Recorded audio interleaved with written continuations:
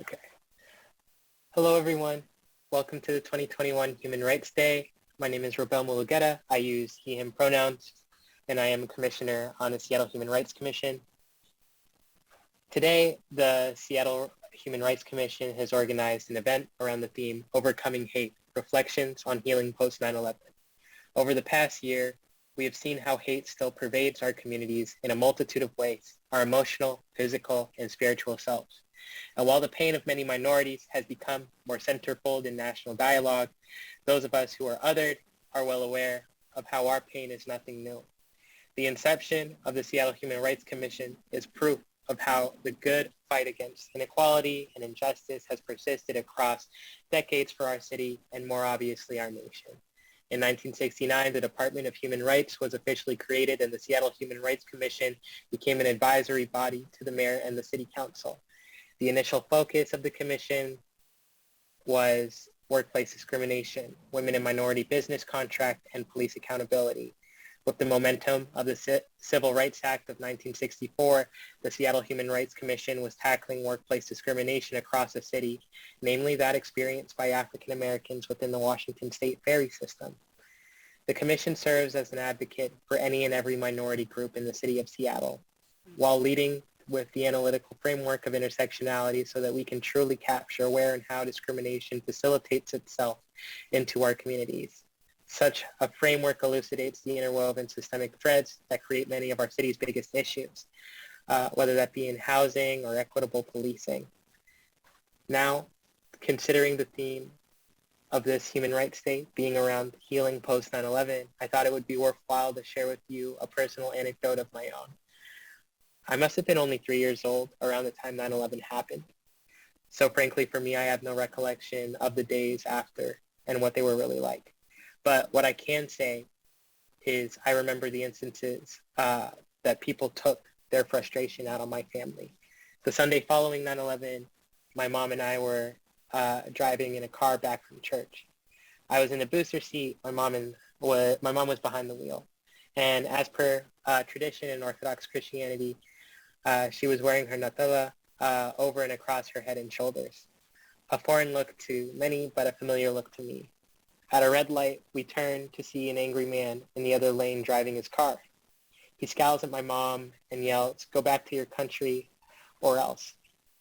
As a 24-year-old today, why is this memory so vivid and ingrained in me? Why is my mother, who came to this country a refugee from Ethiopia and who has tirelessly worked on the front lines as a caregiver for our city's elderly, being told time and time again that this part of the world isn't her home? As a black man, as a first-generation American, as a child of a large and complicated multi-religious family, many of whom have experienced bigotry to a much larger degree than myself, this form of trauma is not unfamiliar. And it is for that reason, and I imagine for many of my fellow commissioners, that we're so unsettled by how our community remains passive to historical pain and allows newer generations to fall victim to similar waves of hatred. We work on the commission because we want to heal our community from bigotry. And that is why I've been excited to work with this commission.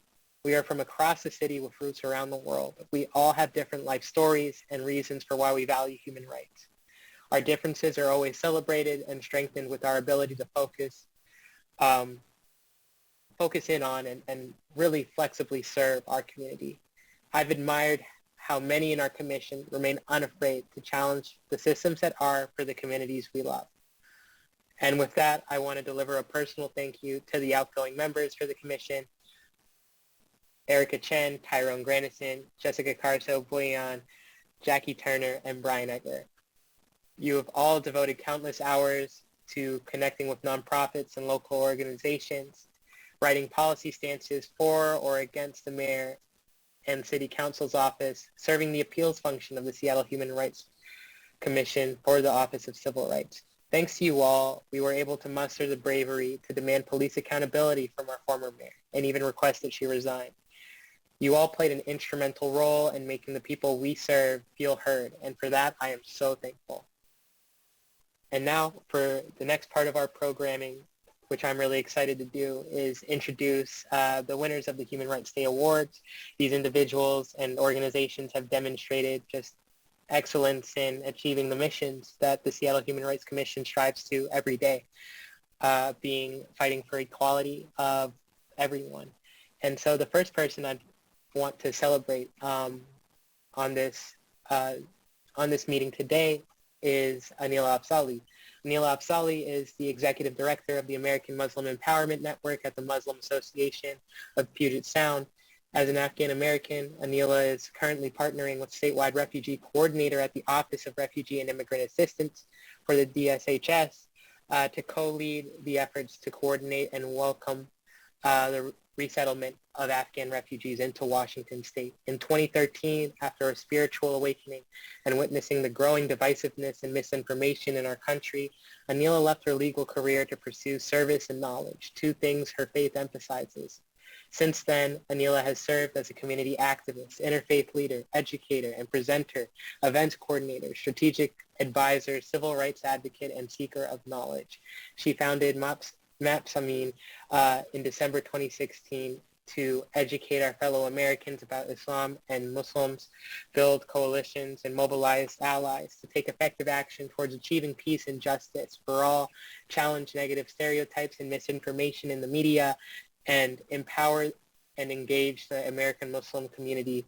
Anila's work with faith and non-faith communities has helped to increase understanding of Islam and Muslims, build relationships across religions, racial, cultural, and political differences, create alliances to advocate for justice together, including in combating Islamophobia, xenophobia, racism, anti-Semitism, and other forms of hate and bigotry, and promote dignity, fairness, and respect for all. And so I'd like to welcome Anila to the stage to accept her award and give us a speech.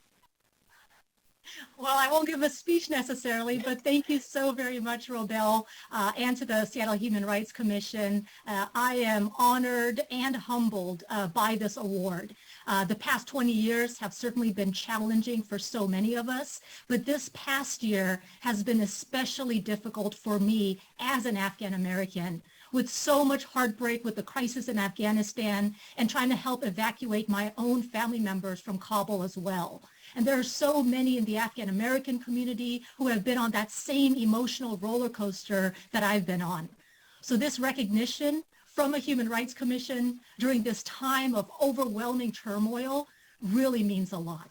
And I accept this award not just for me, but on behalf of all of the courageous and resilient human rights defenders across the globe, whether known or unknown, including specifically in Afghanistan. The resilient Afghan women who have stood up in bold and brave ways, those who are still fighting for their human rights against all odds and the danger that they face. Those are the real heroes and sheroes. And so many people are putting themselves out there to help push the moral arc of the universe toward justice while striving for a beautiful and just world that upholds the dignity and value of each human being. I acknowledge all of them with this award, and all of the individuals in our country and beyond who are reaching out, serving, and speaking up for Afghans and Afghanistan, including the individual veterans and veterans groups who have upended their lives the past few months in trying to help evacuate and save Afghan lives, just like so many Afghans saved their lives over the course of the past 20 years.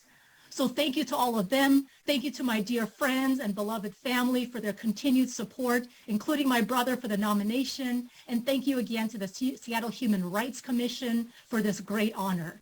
At a time of so much hate and heartbreak, there is also hope and humanity because of people and organizations like the ones represented here. And it's a blessing for me to do the work that I do on a daily basis with so many of you. And it's not even work, it's my life. I'm simply blessed to be here tonight, and I look forward to our engaging conversation. Much love and gratitude and appreciation.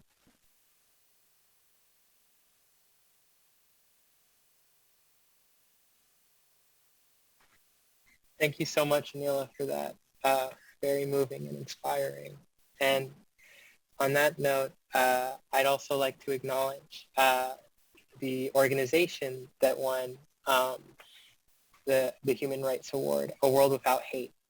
With so much misinformation, ignorance, and the lack of empathy in American society, there has been an environment created where spreading fear, lies, intolerance, and hate, pitting humans against humans is normalized.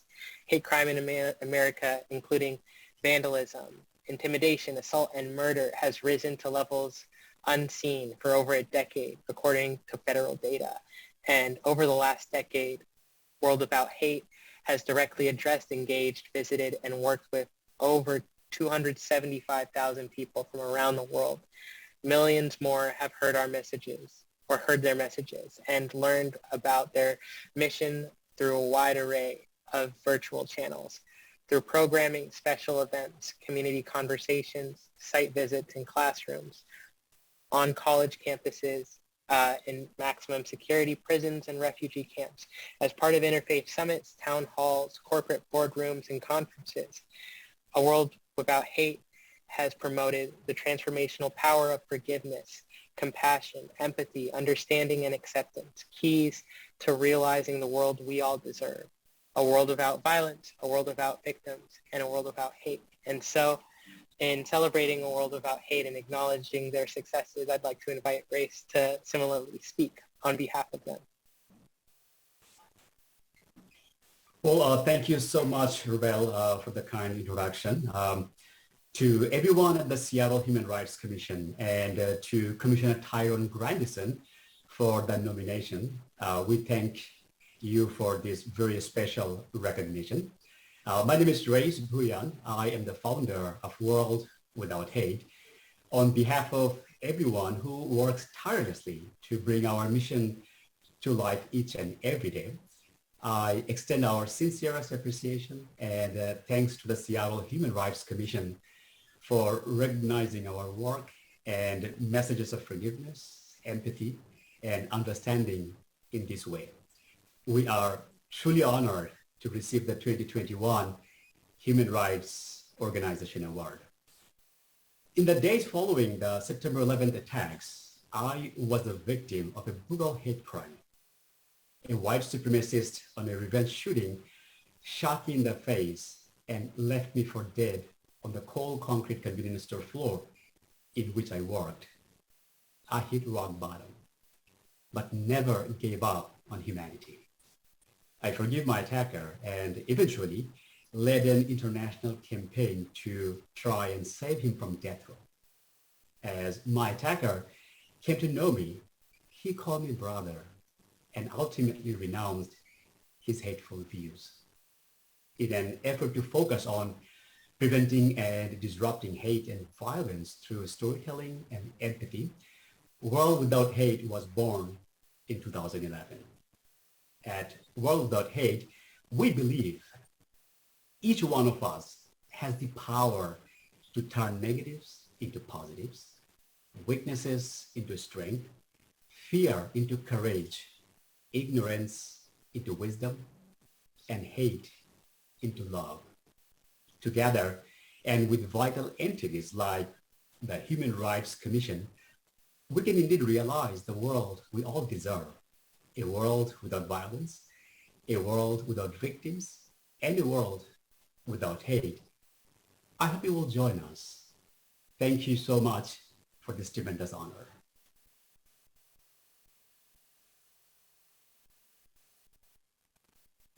Thank you, Grace, for that powerful message. Thank you to all who nominated a phenomenal list of individuals and organizations, and a special thank you to our recipients tonight. It is now my pleasure to introduce to you Julia Ishmael, Seattle Human Rights Commission's co-chair, as she welcomes our esteemed panelists to begin their conversation. Julia? Oh, Rubel, thank you for opening with your heart and sharing yet another source of truth and inspiration with us tonight. And I join Rubel in thanking our awardees for not only their acceptance tonight, but for the work accomplished and for the work ahead. Actually, it is a continued honor to welcome not one, but both of our awardees tonight to join us for what I anticipate will be a welcome conversation. Joining Anila and Race, whose accolades have shined so brightly tonight, are three fellow sources of light and hope. Anila, I welcome you back to the panel. Hello. Welcome back. Thank you for staying with us tonight. Tonight we also have the honor to welcome to our panel Washington State Senator Bob Hasegawa. Bob, hello, welcome. Thank you so much for joining us. Senator Hasegawa represents the 11th Legislative District and is the Senate Democratic Caucus Chair. His Senate committees include Rules, Ways and Means, State Government, Tribal Relations and Elections, and Financial Institutions, Economic Development and Trade as the Vice Chair, and he is fully human. Welcome. Also joining us tonight is a very special guest, friend, and source of inspiration, Jalen Scott. Jalen Scott is the Executive Director of the Lavender Rights Project and the founding member of the Washington Black Trans Task Force. Jalen provides leadership in the community with nonprofit organizations as they work to center Black life and especially Black trans life in their mission and organizational structure. She has helped religious organizations and nonprofits radically reimagine policies and procedures as well as expand and refocus their work towards racial and gender equity. Welcome. And staying in our alphabetical order, I welcome back Race Boyan. Thank you again for joining us for our panel. I'm very excited to hear more, very much. And now, our panel is complete with our last guest, Tracy Lai. Tracy? Tracy. Tracy is a tenured historian at the Seattle Central College, where she also teaches ethnic and women's studies. She is a vice president for human rights for the American Federation of Teachers in Washington and serves on the National Executive Board of the Asian Pacific American Labor Alliance, representing the Seattle chapter. And if that's not enough to impress, she's also co-authored The Snake Dance of Asian American Activism with Michael Liu and Kim Guerin. Thank you so much for joining us tonight, Tracy. Thank you to all of our panelists. This may seem like an odd place to begin, but I choose to start with a random number generator. A global project housed in Princeton University placed 70 random number generators around the world. Why? Perhaps the name of the project, the Global Consciousness Project, is the best clue. What science is now attempting to prove is something we naturally feel. We are indeed connected. There is such a thing as global consciousness. It has also been described as the ethnosphere, a collective human personality. You see, these random machines do funny things together over boundaries and borders when certain things happen. Big things like 9/11. Suddenly, what appeared random numbers, they were in sync, if just for a moment. Whether we're conscious of it or not, we are indeed fully connected. When a stranger cries while hugging a child, we are literally, physically, biologically designed to feel their tears as our own. Yet, we have unconsciously forgotten and have been consciously told to forget that compassion exists for our very survival. To not feel the pain of others, to not feel empathy, literally constitutes the downfall of humanity. Chris Obani, a prolific Nigerian poet and author, gave an interview in which he said something to the effect of, "We experience pain alone, yet The moment we express or share that pain with others, now together we experience trauma. It is the effect of our pain on the compassionate hearts of others that bears that heavy title of trauma. It is pain shared. When we cry with others, when we listen, we transfer pain. We also make it lighter. And anyone who knows anything about energy is that when it's transferred, it transforms. That is why alone we are in pain. Random numbers and equations beyond our control and belief. Maya Angelou said there's no greater pain than a story untold. Yet for all these reasons, together in trauma, we find healing. It's crazy. I'm wrapping my head around it. But we are together tonight. In our trauma, we find healing. This nation, this world is in such a state of great suffering. We've heard stories. We've watched videos. We know what it means to suffer. Right after 9/11, the world changed, and it continues to change 20 years later. It's the how. So before we begin, a note to our audience about the chosen format tonight. In a heartfelt effort to institutionalize and normalize equitable healing practices, tonight we honor all voices on our panel with equal weight. Oh, what a joy to say this. Therefore, all panelists are prepared to answer all of my questions. So once my question is asked, I let the magic happen. At the end, we have time for 2 to 3 questions that have been selected from our audience. And so now a note to our panelists. I love this part. I get to invite you to be wholly and fully selfish in this space. Take up space. We have time. We know we have time. I did the math. You are full of experience and wisdom and guidance, and I see you also here as lifelong learners.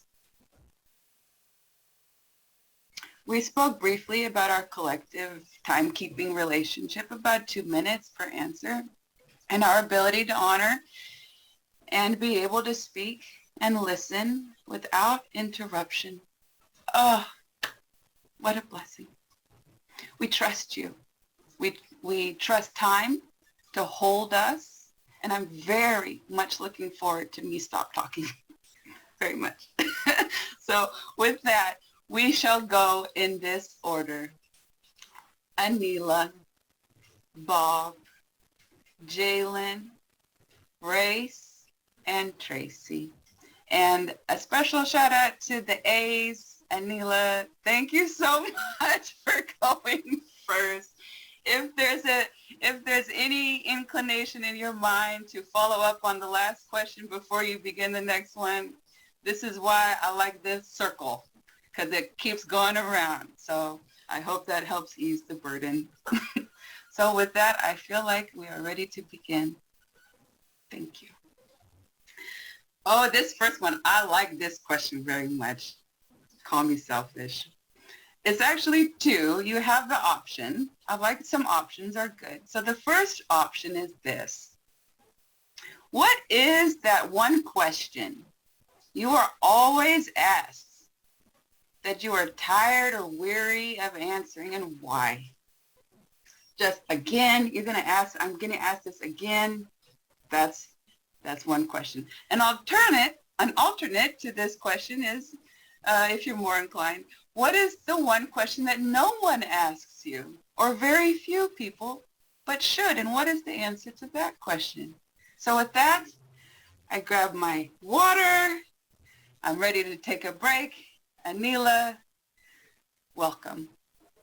Thank you so much, dear Julia, and great set of questions. I will say that I actually have a lot of patience for questions generally, and I always welcome and invite them. So I'm actually not weary of answering any specific questions, but I will say that the ones I regularly, almost always hear from people focus on Islam and women, peace or violence, views of other faith traditions, loyalty to America and our constitutional values, the anti-Muslim hate industry, which actually it is an industry with millions of dollars, has drilled certain tropes and misconceptions, false witness about our Muslim neighbors in the minds of our fellow Americans. And because the majority of our fellow Americans do not personally know a Muslim and they don't know much about Islam, they believe those lies. We actually have a series called Facts Over Fear where we made videos addressing each one of these specific questions. But I will say that the question I actually do wish more people ask, that I wish I could hear and engage in more, is a different one. And it's because this question would actually counter a lot of the lies and misinformation around those other topics that I mentioned. And that question is something along the lines of, why are so many people converting to Islam or finding peace and sanctuary and refuge in Islam? And I don't say that to proselytize. It doesn't matter what your religious background is. It doesn't matter if you are an atheist. None of that matters. But it's important to know that there are good, peace-loving, justice advocates who are sort of defenders of human rights and women's rights. They're champions. Myself is in that category as well. You know, loyal and patriotic folks who believe in our aspirational constitutional values, who love, you know, their neighbors as themselves. And they're finding something positive, something beautiful in Islam. And that's the image, that's the conversation we hardly ever get to engage in because we're so busy defending against the lies and the misinformation. We don't get to actually talk about some of the beautiful aspects of Islam that motivates millions, if not billions, around the globe and throughout history. And that's what I would actually personally love to spend more time on, both about Islam and other faith traditions as well. I want to learn how people find beauty and love and solidarity and comfort and sort of spirituality in their faith traditions. That would be my question.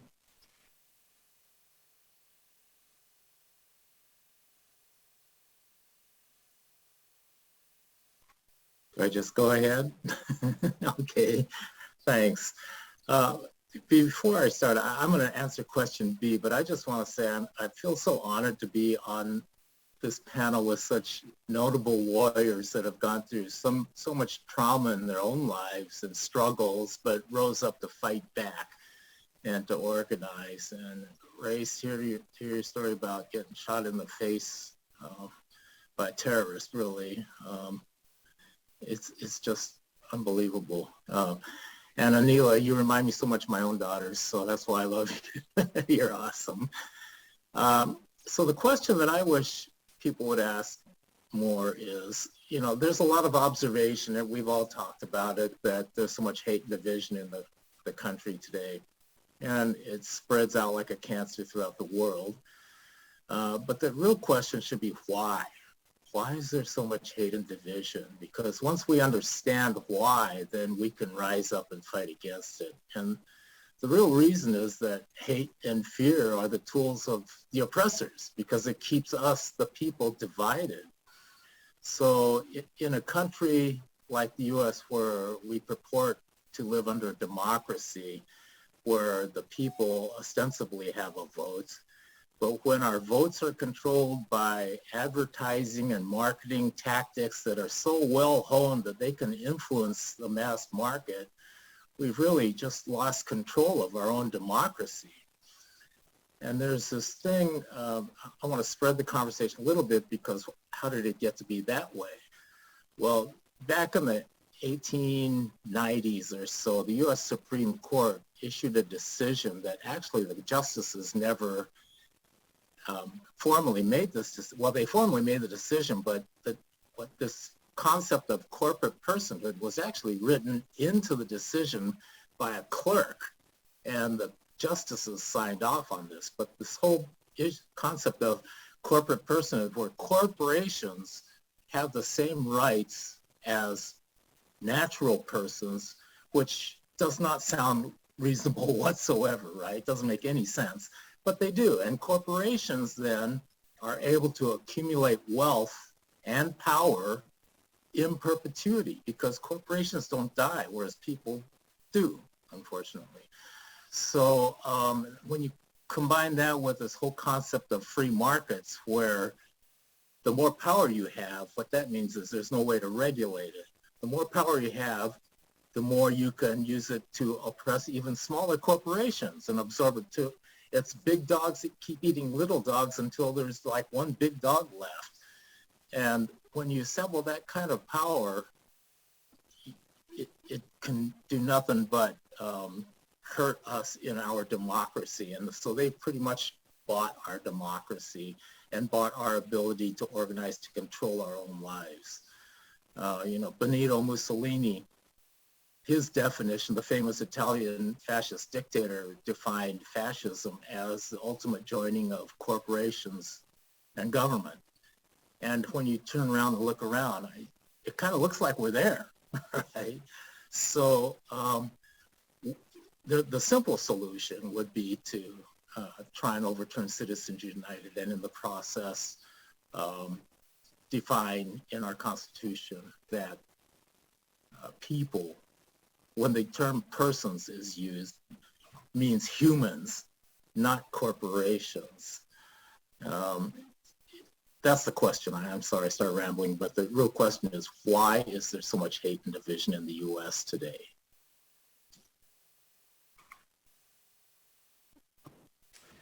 I feel honored to be with all of you, and I am learning so much just being in your presence and hearing your bios. And for those of you that are new connections, they feel like heart connections. Feels a little bit like a non sequitur, but I think for me, there's a question that we get every year that I complain about that annoys me. And I think it's for like most trans people who do nonprofit and organizing work is, can you speak at our Transgender Day of Remembrance? And it's a metaphor for something, because like here's this week where we're deeply mourning the loss of those people that we knew and we didn't know. We have this number of how many of us are being killed. We know there's this epidemic of violence. As of last week, it's the deadliest year on record for murders of transgender and non-binary people in this country. And so, we are living in this, and we're going to the grocery store with the realization, especially in certain parts of the country, right? Even in Washington State, there's certain places we can't go buy milk without being concerned about, is my hair out of place? Is there something going on with my makeup? Am I presenting in a way that's going to make me safe? And here is this day where we are processing all of this, but it has become this thing that is transactional with the community, where they're asking us to speak and to really play out their guilt and to some extent enjoyment, and us as tools. And that's typically how we're treated, right? We are used for sex. We are used for to lift up or really as scapegoats in the society as a number of things. And that really the question I really want to hear this week in this particular context of Transgender Day of Remembrance during that week, which was a few weeks ago, is how are you doing? Are you okay? Like, are you okay? Has anyone told you that that you're loved this week, right? Can I do anything for you? And I think, there is this response thinking about 9/11. There's a celebration in this country of our response to crises, and that we do come out when it's bad to support our community, but that's only for a select community. And we could see continual reinforcement of who actually gets that compassionate, empathetic response and who is experiencing an epidemic of violence and no one actually cares. It feels like we're yelling into the void every single year about these murders and about these deaths. And the only thing that we get is $200 to speak at someone's Transgender Day of Remembrance who's trying to do diversity. We have to shift that. We have to shift the narrative to figure out how do we actually move to a spirit of serving community, serving trans community, versus using them for a diversity checkpoint or diversity award or whatever it is you get for being great at diversity. So, I think that that question is, how are you? And how can I serve to protect you from violence? That's the question that I want to hear, not only on TDOR, but in all of our relationships with organizations and people who genuinely have a seed of caring about the problem, but need a different way to frame that conversation. Well, it's a great pleasure to be with you all.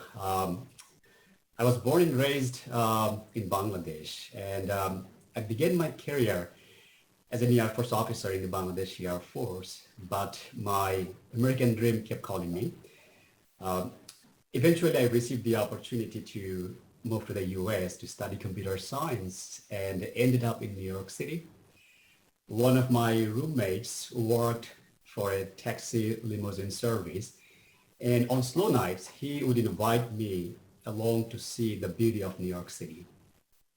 My brown skin, foreign sounding name, and strong accent clearly gave me away, because as soon as he introduced me to his passengers, they would ask, "Hey, where are you from?"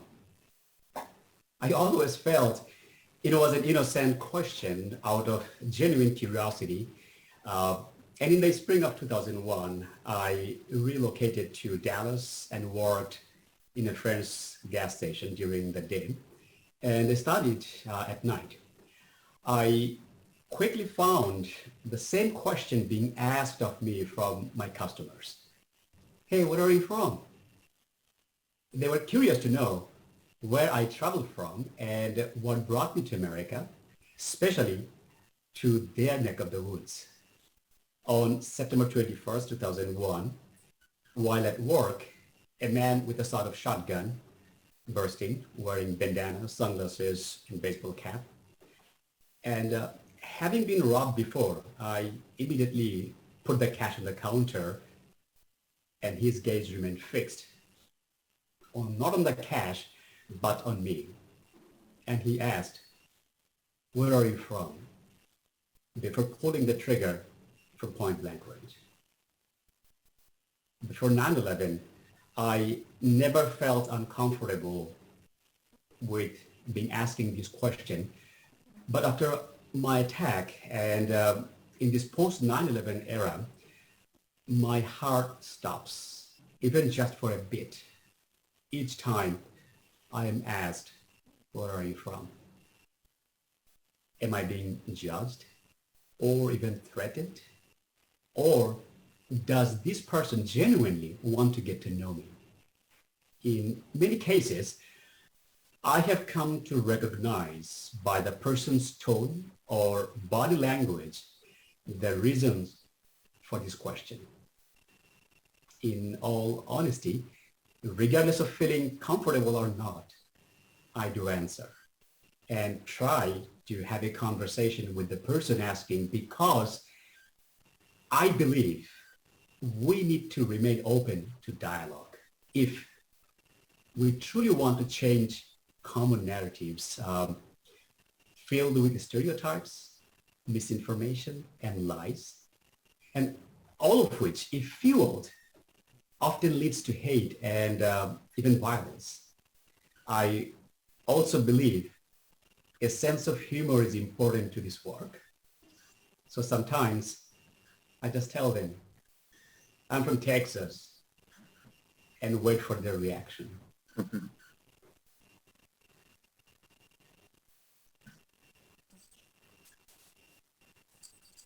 Well, thank you, panelists. Thank you, Julia. There's a lot of directions that we could go. Race, you've really moved me by your story, because even as a third generation Chinese American, that is a question that just doesn't go away. And it doesn't have a lot to do with how I sound, but it is certainly the appearance that I have. When I have a student who asks, is it okay to study history with you? U.S. history? I'm signed up for the U.S. history class. And they're just not sure. because somehow they've already assumed that that U.S. history doesn't really include someone who looks like me and however they think I sound, because my beloved students, and I've taught for decades now at Seattle Central, they will still say, you speak English pretty good. Mm-hmm.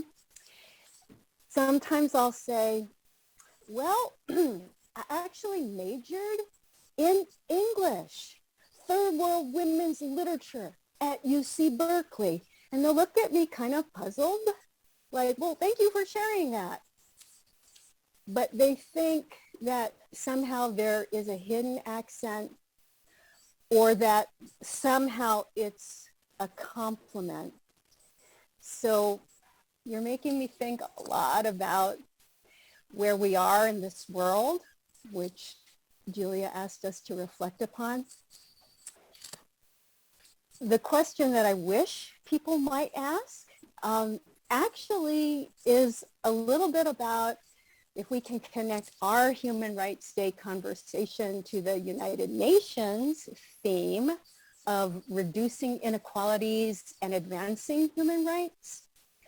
I think about how do we do that in our workplaces?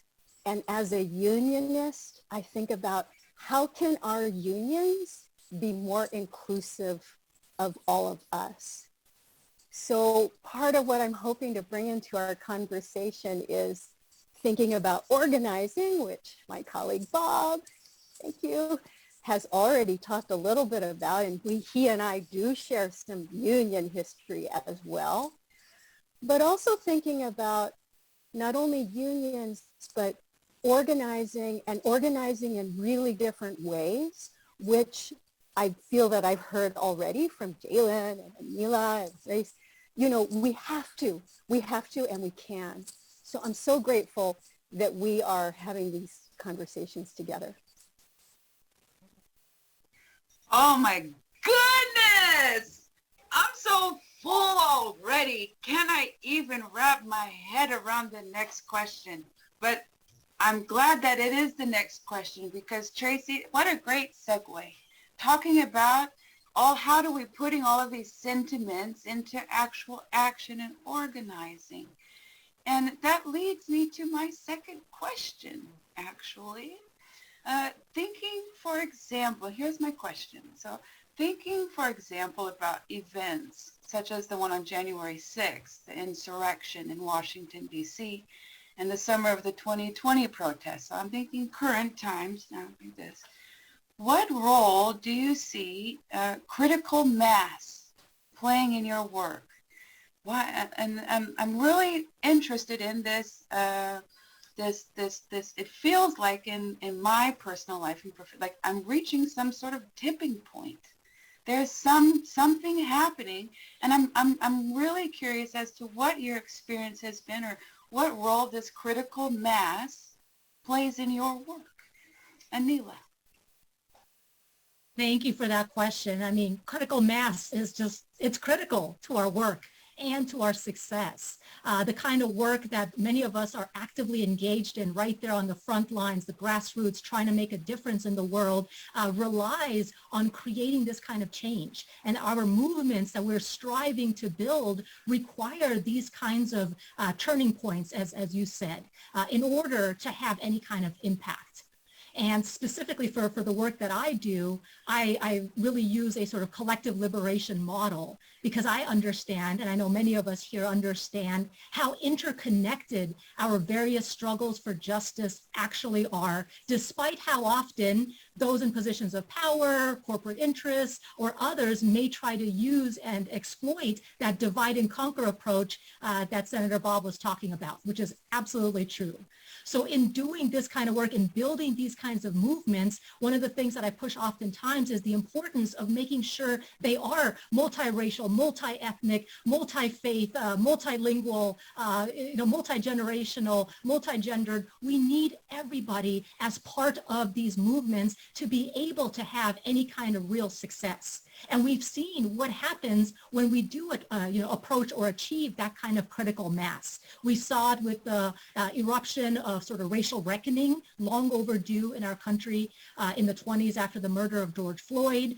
We saw it in other instances as well, people showing up, for instance, when the Muslim ban was issued, the first one. And we've seen the opposite as well, like the insurrection on January 6th. We know that there are individuals who can really make a big difference, especially if they have a lot of money on their side, even if they might be sort of a fringe movement, they can really push policy in a direction that hurts all of us as Americans.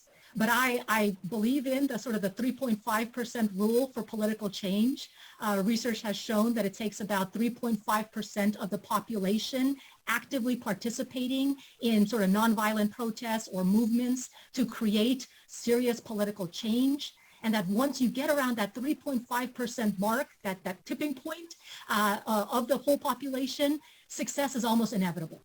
And that gives me a lot of hope, especially at a time when we face so much despair and disillusionment and a lot of negativity around all of us. But it's exciting to know that we are creating change. And this is why, because of the progress we've made, we're seeing so much pushback as well. So, and then the one additional piece that I'll just mention that I think is so important, and we don't have it represented here necessarily, but the youth voice, how critical that and how powerful that voice actually is. And if the youth, sort of the 18 to 29 age range, if they voted in every election en masse, they would change the world. And the amount of sort of the change that we see with the sort of younger generations, the youth, in their level of tolerance, their rejection of hate, oftentimes, it is inspiring and really something that is awe-inspiring for me. So I look forward to more of the youth being engaged and helping us achieve the critical mass that we need for our movements to really make a huge difference and change the course of history. Awesome, Neela. I didn't know about the 3.5 theory.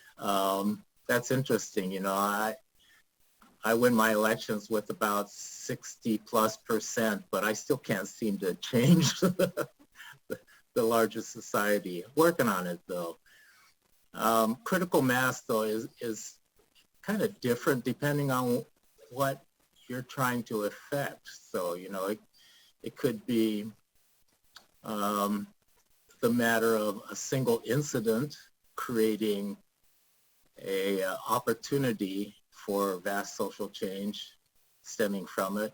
And as we know, if we're pushing towards social change, you know, it's interesting about that. What did you call it? The Global Consciousness Project.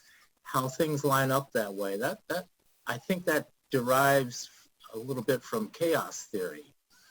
And with the systems theory, chaos theory, systems with incremental change never really change. The change is always mediated, and a new equilibrium and balance is formed to accommodate that minor change. If you really want systems change, you have to push a system so far out of whack that it can no longer rebalance. And they call that a bifurcation point. Once you get to a bifurcation point, the change is unpredictable, but we can manage and try to move it in the type of change that we want to see, because things could also get worse. But if we are sufficiently organized, we would increase the likelihood of a good outcome for the people. So the project is to continually organize so that when that opportunity presents itself, we're in a position to take advantage of that opportunity and push the change that we need in our direction. So when you talk about a critical mass, to me, it could be just one point person, somebody like Dr. Martin Luther King, who is a spiritual, moral leader, and along with a dedicated crew of folk around him, was able to make great strides during the 60s, although as we can see, it wasn't permanent strides because, as I mentioned in my previous response, the powers that be and the corporations that control all of that power, unless we get a control of that, all of our efforts they don't look good, put it that way. So that's why I try to look for fundamental solutions to the fundamental problems so that when we have the opportunities, we can really take advantage of it. And I know people say I'm pie in the sky, not pragmatic, but as we work for our change, doing what we can to prepare for the opportunities, we have to keep in mind that greater vision at the same time. And that's my hope, is that we can create a greater shared vision of a better world, that people, when the opportunity presents itself, will be where they want to go.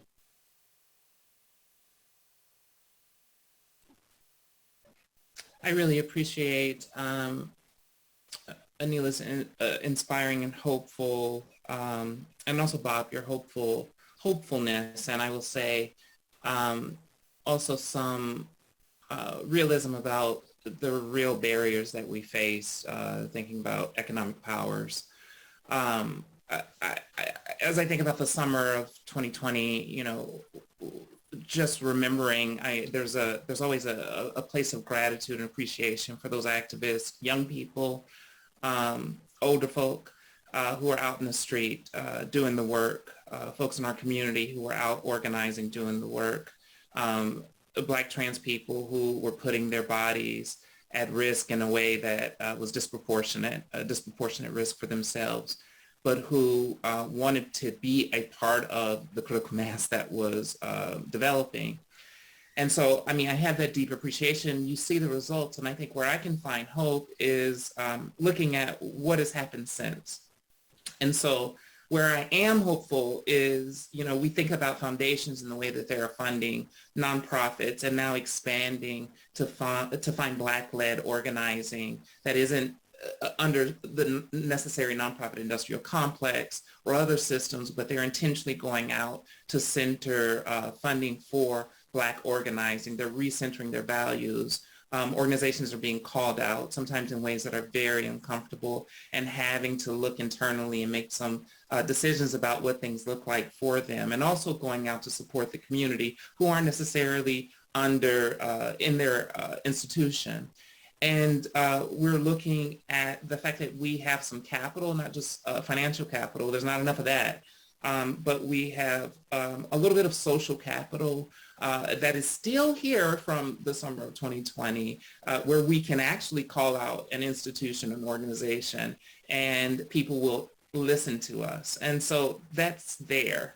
But I am noticing this thing that's playing out, I think, with in the organizing world and institutions and nonprofits, a sort of scarcity that's starting to happen that's resulting in a lot of competition and conflict. Some of that is intentional from the system side, right, to divide us from what we had put together in the beginning. Some of it is real sincere intentions on the part of people who are funneling money into the system, but doing it in a way that is inequitable and not in conversation. But there is a scarcity now and a competition that's starting to arise. And I think because we're seeing something, we're seeing the end of that social capital. We're seeing the end of really compassion, and we're seeing compassion fatigue starting to set in. And it's making us all nervous. And so I think critical mass is great, particularly thinking about the summer of 2020, and especially for Black trans people. Now, did the Black community as a whole do a great job centering Black trans life in the way that they should have and talking about the murder of Tony McDade and the murders of our Black trans femmes? No. But were we able to have a conversation with them? Absolutely. And almost, one of the first times that we were able to do that. And we were visible in the street. And there are signs that say Black trans lives matter. And in some ways, our mores are shifting, our norms are shifting just a little bit to say that we actually value the life of transgender people, non-binary folk, two-spirit people, and especially Black trans femmes. It's almost a value. And so we need that critical mass to continue. We need to actually see that tipping point where it starts becoming a norm and a moray. But I'm so nervous that that compassion fatigue has set in and that this is just all going to end and end soon. And I think that's the anxiety that I'm feeling in the community.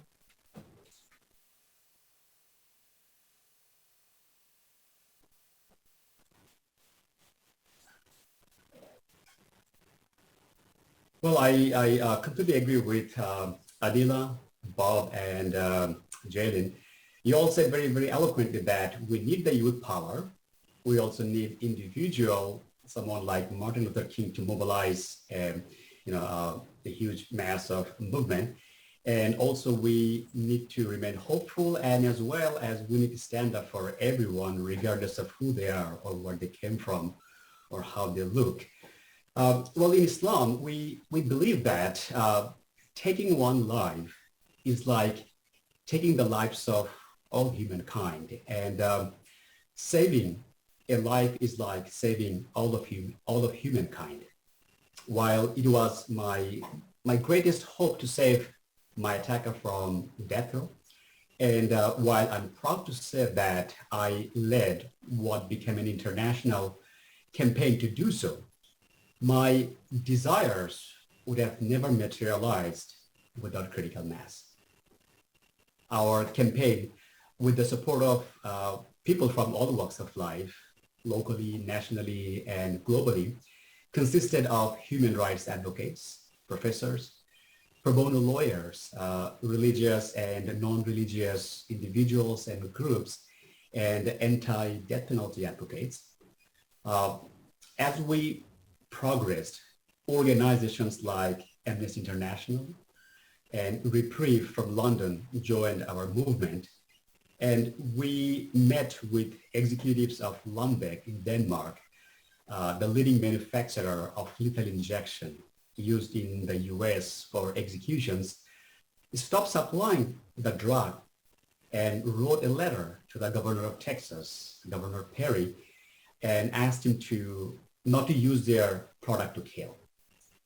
It was like moving a mountain for me while I was running that campaign. And while we were successful in delaying my attacker's execution, Texas ultimately moved forward. And though devastated, we were not able to save his life, but love won, humanity won. Our movement continues to empower others to transform hate into love.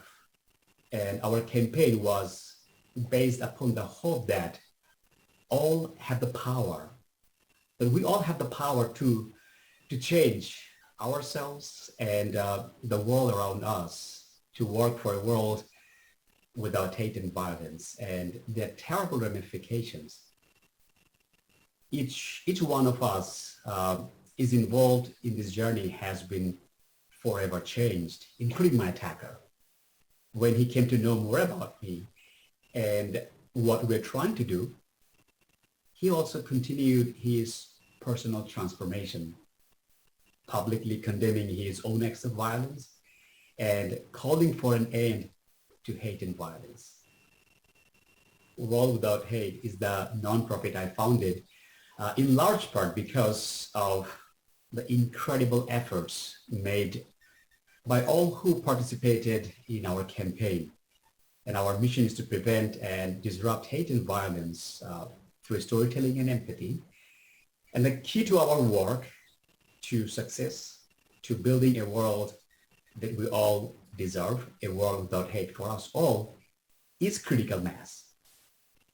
We cannot do this work alone, and it takes each and every one of us to share ourselves with others, to build bridges and express empathy, to realize human rights and dignity for all. We need to stand up for human suffering, against human sufferings, regardless of who they are or where they came from. As I said before, we cannot pick and choose. We have to stand up for all. And sometimes it may need an individual person to stand up and mobilize a campaign. Sometimes we need to have the youth, the older, everyone to come and join to eradicate hate and violence from our society.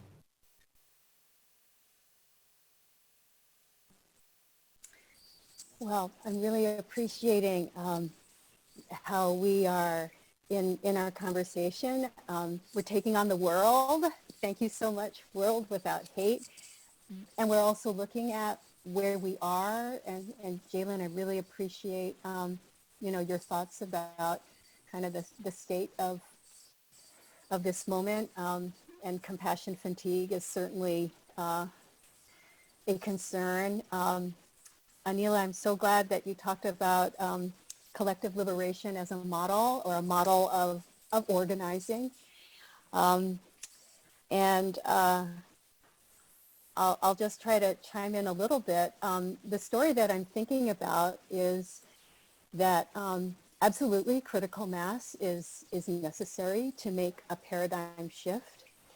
And so part of the work I've been engaged in through AFT, American Federation of Teachers, and the Asian Pacific American Labor Alliance, APALA, is that idea of if we as an organization intend to transform and become anti-racist, we have to look different. We have to behave differently than the models that got us started. And I do not speak ill of the history.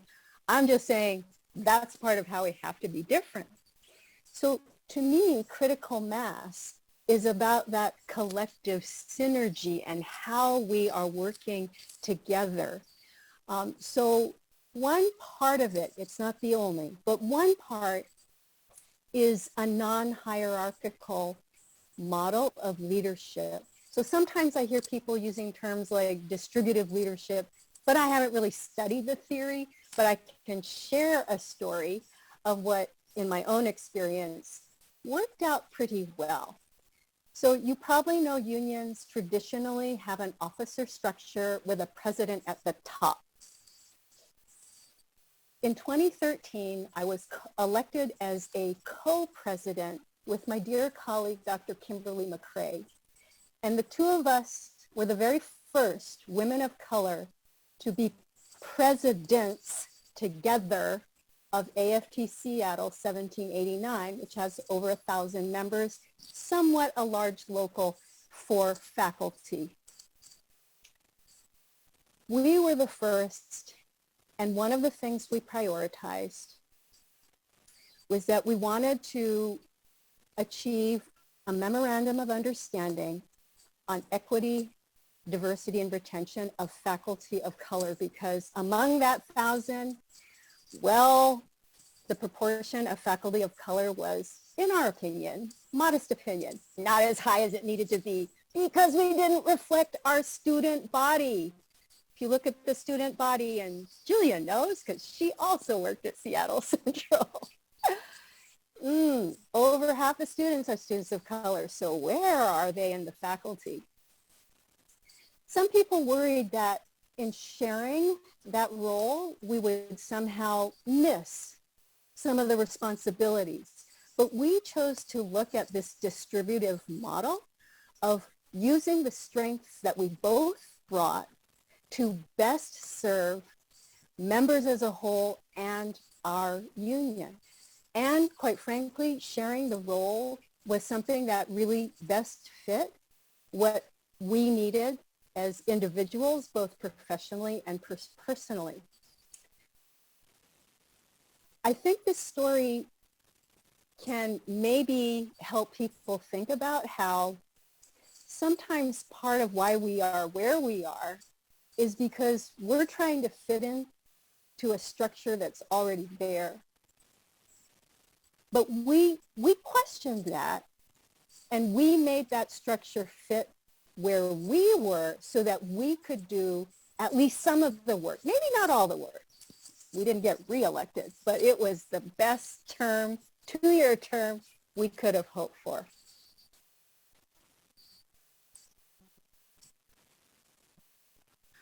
Oh my goodness. I keep thinking, how could my cup get any more full? And yet there's still always something more to give each other. I know I am not the only one who heard themes come from that round. It is so apparent and obvious that we need each other. I will say that, I will sing that all day. We need each other. Oh, I'm looking at my last two questions. I have one that talks about the signs of success in your work. And just listening through this last round, I have heard the words hope. I have heard the words success even. I have seen examples, just as the Tracy had just finished, giving an example of how this work looks in a successful light. So I want to give you an opportunity, of course, to answer this question since 9/11, what have been the signs of success in your work and the specific challenges? But I like successes, you know. I think to kind of flow it into the last question, because I'm feeling at this point they're very related to each other. This signs of success thus far. What have been some signs, especially from Jalen speaking about last summer and people making that it's not where it's supposed to be yet, but we're seeing something moving. I'm inspired by this, and I'm feeling like we've already talked about some success. So I'm really itching to get to my last question. But as you answer, please feel welcome. Share more success stories. We need examples. We need to know how it's done. We need to know what to look for. We need to know when to pause and celebrate something. Like, oh, look at what we just, like, that wasn't as hard as it was last time. Like, please let us know how to do that. And throwing in my last question, because I cannot wait to read it. It says this: as an advocate of equity, I'm speaking for myself. My sincere hope is that you are all out of this particular line of work very soon, except for Senator Hasegawa. I'm a voter. I'm got you. So let's for a moment forget any perceived limitations of the now. You wake up, we're living in our dream, fantasy, imaginative world. So I'm going to ask you, what will it take for us to get there? In what world can this be possible? So be specific, be vague, like be dreamy, be concrete. I want to know what it's going to feel like that day when you wake up and expect and anticipate that the world will love you for exactly the person you were born. It's a stretch, and honestly, of all the questions I have ever asked any group of people in my life, this is the most difficult, because we're having to imagine ourselves in a state of peace. So that being, for me, I feel like that is such a question that the asker really should also be responsible for answering. This is a big question. And for my future, I see myself waking up loved. I see myself waking up believed for my experience. I see myself having agency and power in expressing my emotions when they arise. I have dreams of following my intuition. I have Benetton kid dreams, where we literally are living this dream that MLK was so insistent on us understanding. Like really, truly living this and enjoying the struggle, enjoying that struggle, because I know we'll have the tools together to make something beautiful out of whatever it is. So I am hopeful that we can answer this question. What is it going to be like? What will it take for us to get there? What do you need from it? Jalen, what you need? What do you need? We got it. Let us just say these things out loud, because I'll tell you this. When we tell each other what we need, when we're asking, we're also telling, right?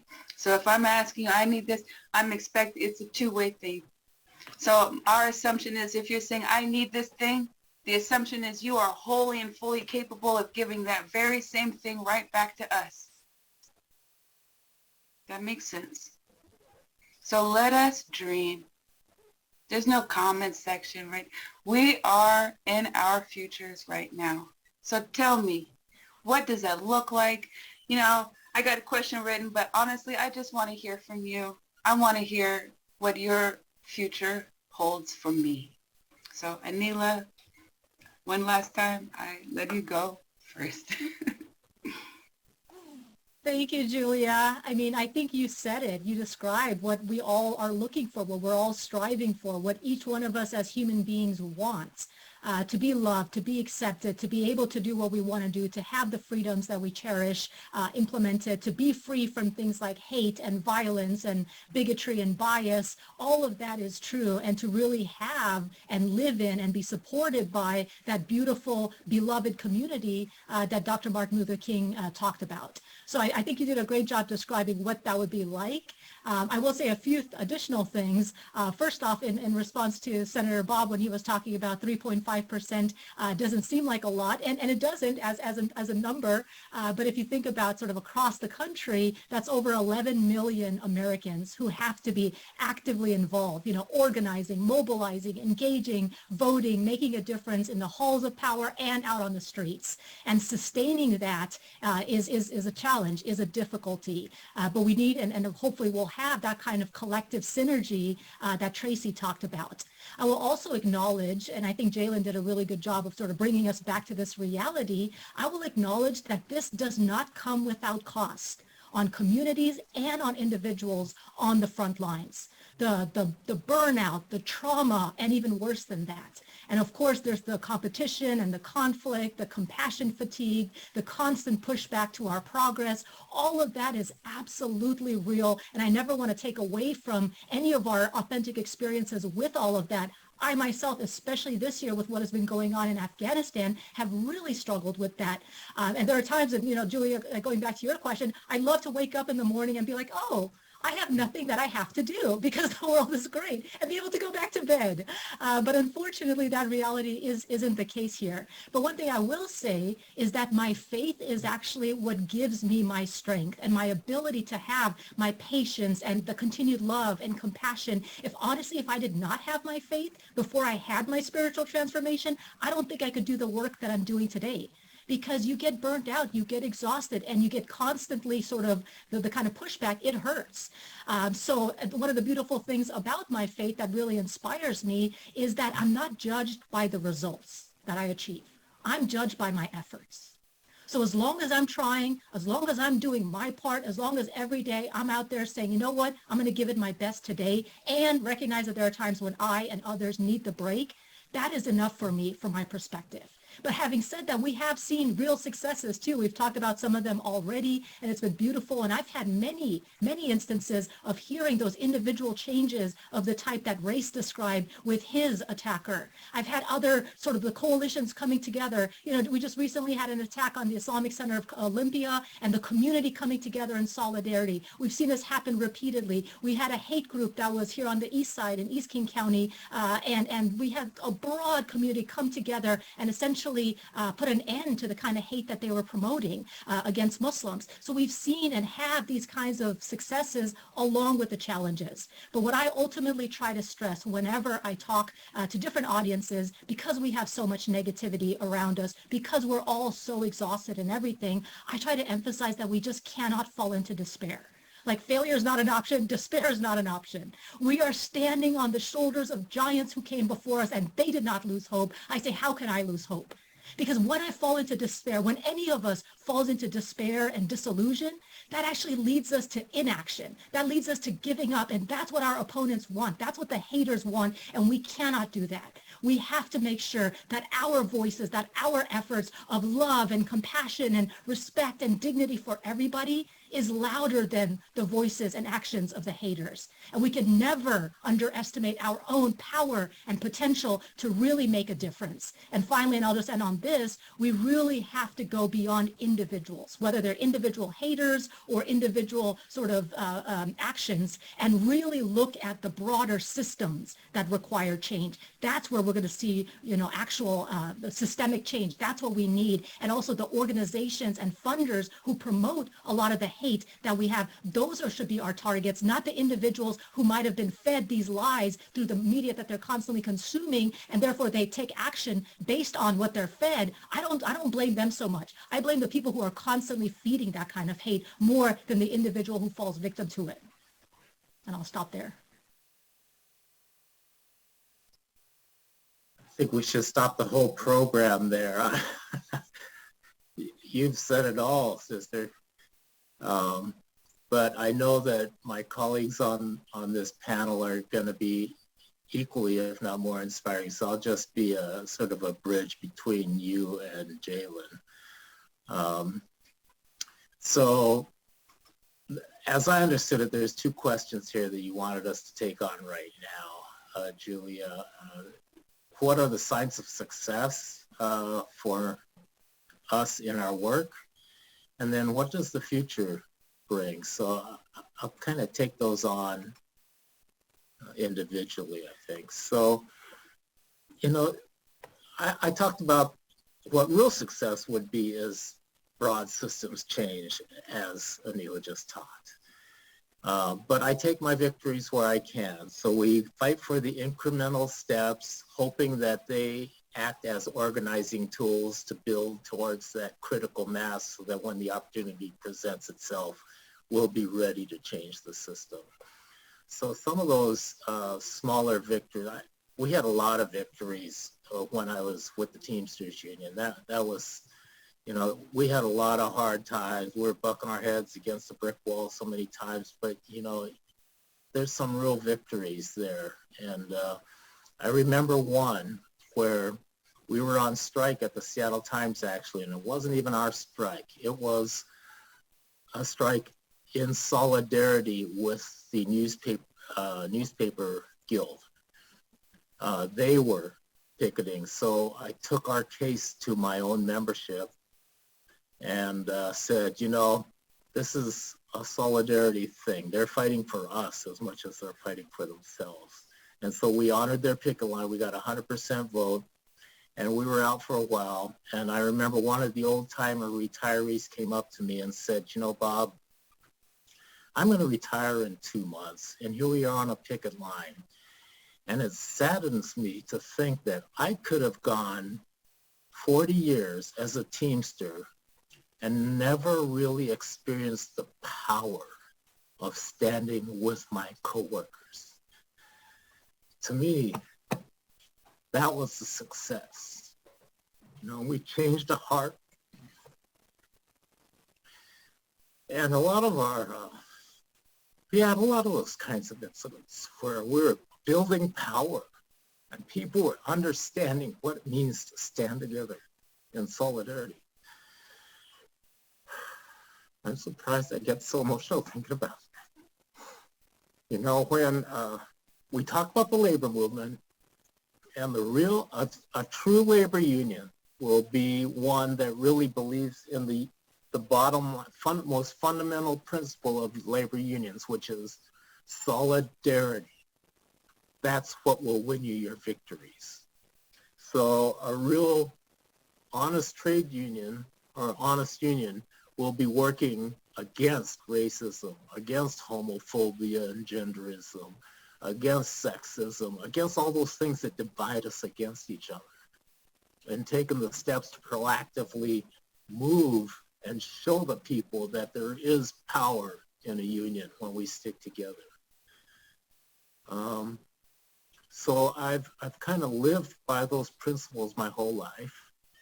So I just wanted to relate another small victory we had, and it concerns the Muslim community. And this was maybe, 10 years ago or so, maybe not that long.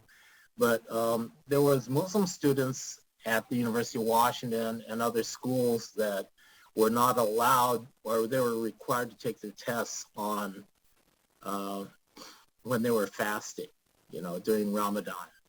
And because their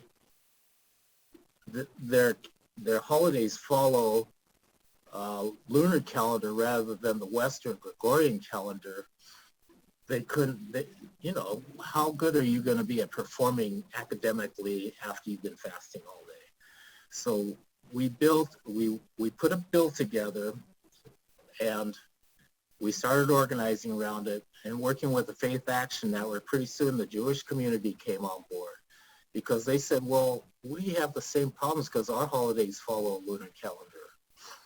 And the Buddhist community came on board. Hindu community came on board. Sikh community came on board. I mean, we had this beautiful multicultural solidarity force. And we fought, and even the Native Americans, each tribe celebrates their own treaty day differently. So we built enough power, we actually got that bill passed. And afterwards, we had this beautiful multicultural celebration where all the communities, it was potluck, and we had, it was just unbelievable anyway. So those are the victories. So that's what success looks like for me in the incremental sense that I keep trying to frame it, because they're not systemic victories, but we do what we can and use them as organizing tools. You talked about what the future looks like, though, and during legislative session, I do regular video reports back to my constituents on what's going on this session, right? So every couple of weeks. Well, near the end of session, it gets pretty slow. So I did something just completely different, and I decided, what should the future look like? What are we fighting for? We have to have a vision of where we want to get to if we're going to have a pathway to get there. So what I did was I talked about what inspired me back in the day. So to me, and I know this isn't a perfect example, but it's like a Star Trek future. So, where money really doesn't have relevance, where everybody is able to work to their full human potential and work up, choose their paths that they want to live. And back in the day, when it first came out in the 60s, it inspired an entire generation to be better, to push yourselves.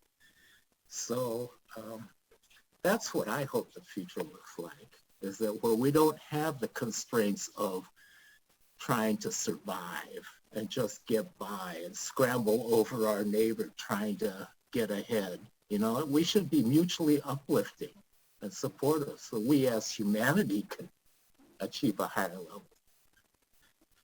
So anyway, that's my answer. Thanks.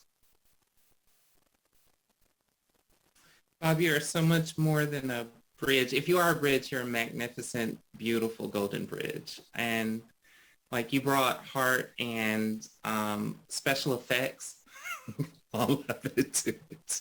That was so beautiful. I think y'all are inspiring me. I often, with these questions, I do get a similar question sometimes in town halls or in conversations. And I, for a while was like, we're not in a space where we can actually envision the future. So I refuse to answer the question, right? And I think I'm feeling inspired. I don't think that's what I was planning today, but I'm feeling inspired, I think, by each of you and thinking about mutuality and solidarity. I'm going to risk a slightly controversial subject. Dave Chappelle, a Black comedian, has really, I think, I don't even know if I want to put it on him, but I'll put it on Netflix, have promoted really harmful language that has inspired a wave of hate against transgender people, non-binary folks, two-spirit people. And this disproportionately affects Black trans women and femmes. And I think that, I think both Anila, Bob, and Tracy and Reyes have talked about the need for these, the relational work to happen, but also that these systems are where we need to be holding people accountable.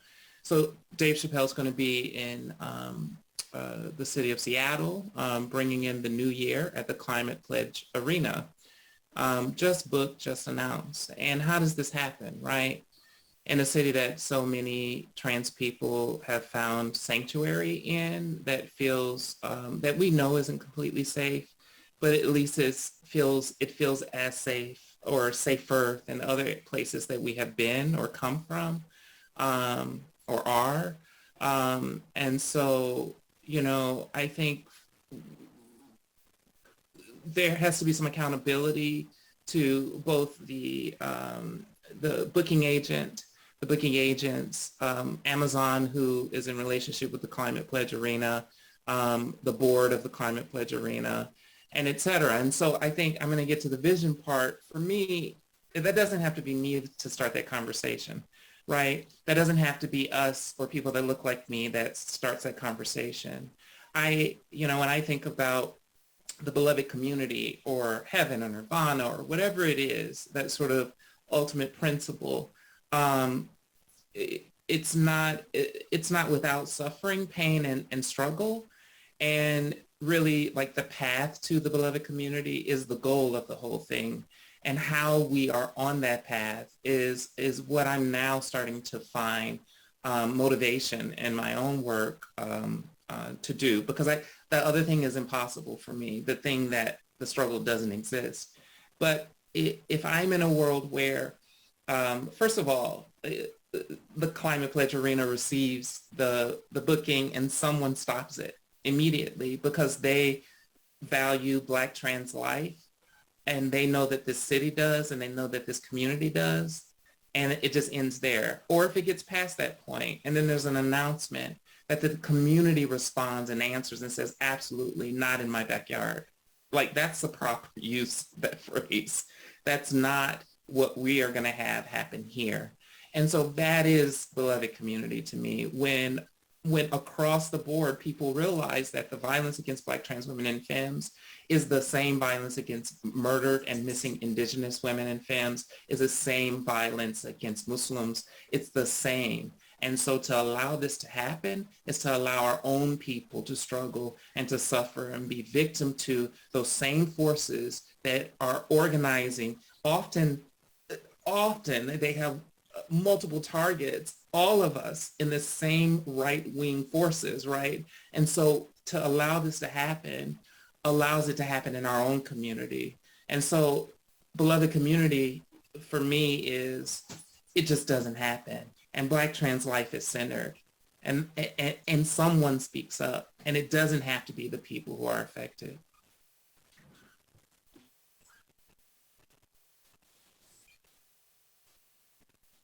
Well, Jalen, I truly feel your pain. And, I believe that, we all have the right to believe whatever we want to believe, want to practice whatever faith we want to practice, choose any lifestyle, say whatever we want to say, but we don't have the right to make someone else's life miserable because of our faith, because of our way of life. Period. We don't have the right to do that. But we want to practice whatever we want, feel free to do that. But no one has the right to make someone else's life more painful because of their belief. And it makes me really sad, what you just described, and all the member of LGBTQIA+, people sometimes go through. I would say most of the time they go through. It really breaks my heart. And as I said all the time, that we all need to stand up against human suffering, regardless of who they are, where they came from, who they worship, who they love.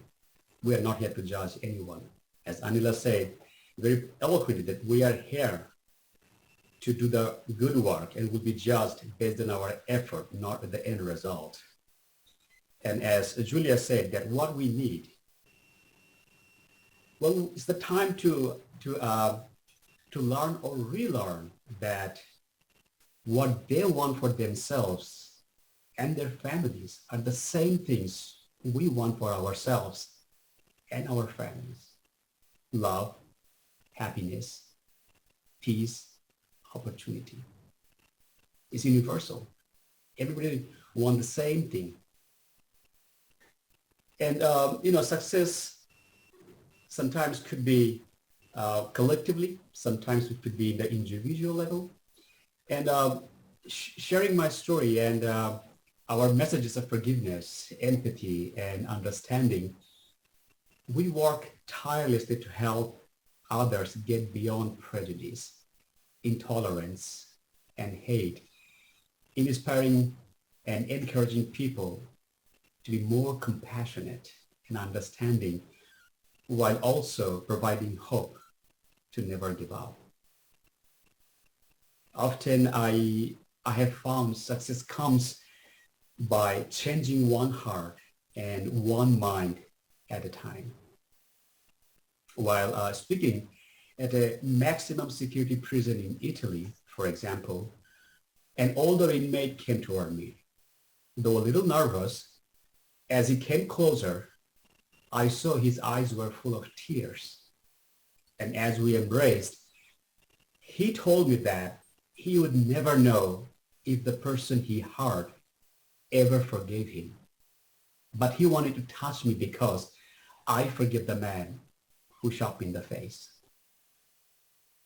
Recently, a young woman from South Africa reached out to us, sharing that my story and message of forgiveness inspired her to live. Having experienced trauma both as a victim and victimizer, she had been on the brink of suicide. And now she's working to forgive herself and others while also holding on to hope for happiness and prosperity. And I'll give you one more example. Most recently, I was asked to sit down with the leader of a notorious armed hate group. Our scheduled 1 hour long meeting turned into 5. It was beyond uncomfortable at times. And admittedly, frightening for me knowing that they were armed with knives, their weapons just outside. The end of our meeting, however, concluded with hugs and agreement to continue the conversation. Now, the third part of your question, what will take to get us there? Well, to be honest with you, we'll be so happy if war without hate could fight bankruptcy. That means there'll be no need of our war. The world is a better place. The world is full of peace, empathy, understanding, acceptance of each other. There is no hate and violence, intolerance, or racism in this world. We'll be so happy if we could fight bankruptcy, period. But the reality is that for far too many, we are experiencing a very difficult time in our country. Our highly divided nation continues to suffer from varying effects of COVID, and on top of it, centuries-old racism, systemic oppression, inequality, and increased rates of hate and violence. And admittedly, it is not always easy to remain hopeful, but there are a few powerful things that we can all work on. And I would just throw some points that, first of all, checking our moral compass. How do we carry ourselves, and what examples are we setting for the children in our lives? As Bob talked about, all the corporations, all the big corporations, small corporations, media, the powerful industry, well, there is a human being behind that. It's not just run by some aliens from somewhere else. It's just some human beings. So we need to ask those people to check their moral compass and how they carry themselves and what they teach to their children. Looking for positives in every negative situation. What I went through, it was a nightmare. It put me through a roller coaster, and I hit rock bottom in my dream country. But as I said, I never gave up, and I tried to look for positive things in all those negative experiences, and that gave me the courage and the strength to step back in America and to rebuild my life. Number three, I would say that standing up against human suffering, even if you think you may not like the victims, and it goes directly to Jalen, that the pain and suffering the LGBTQIA plus brothers and sisters go through, as I said, it breaks my heart. We need to stand up for each other. Even if you think that we are like the victims, regardless of who they are, where they came from, we need to stand up for everyone. We should not be judging them based on who they are. And last but not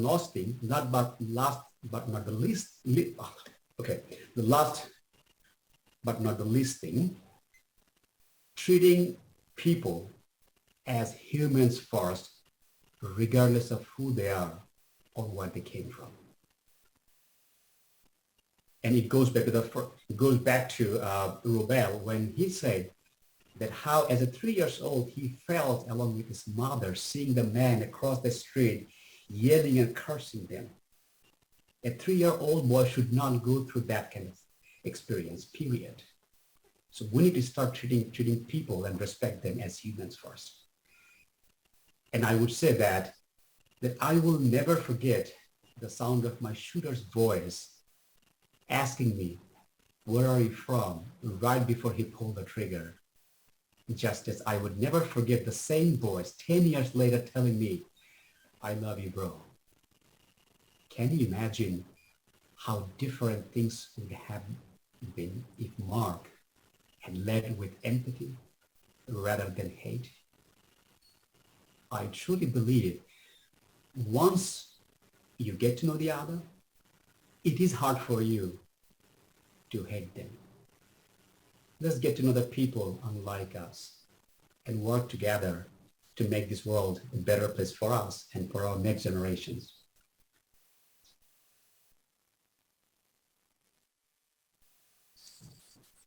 Oh, I am feeling hopeful. All of you give me so much hope. I really, I am thankful for what you are sharing, and that I feel ready to go forward. I'm holding on to mutuality. I'm holding on to solidarity. I'm holding on to this love and forgiveness and patience. And most of all, I'm holding on to systems change, as Anila has put it. When I was thinking over the questions, in some ways I thought, don't overthink it. Movement building is doing it. Just do it. And that's actually what I thought about. If I overthink it, I'm going to get in my own way, because I'm going to say, oh, somebody else should step forward. Or maybe I don't have the answer. I'm too tired. I'm discouraged. You know, the discouragement, we can't give in to that. So just do it. I know that sounds like an advertising slogan, but in some ways, starting where we are. So if I can just share some incremental victories, since everyone has been sharing some of those. One of the things I am engaged in now through AFT Washington, my statewide federation, is what we're calling an anti-racist collective bargaining project. Part of our response in having had listening sessions immediately following the racial justice protests of 2020 We listened, our members talked, and we tried to think of how can we, AFT Washington, become anti-racist?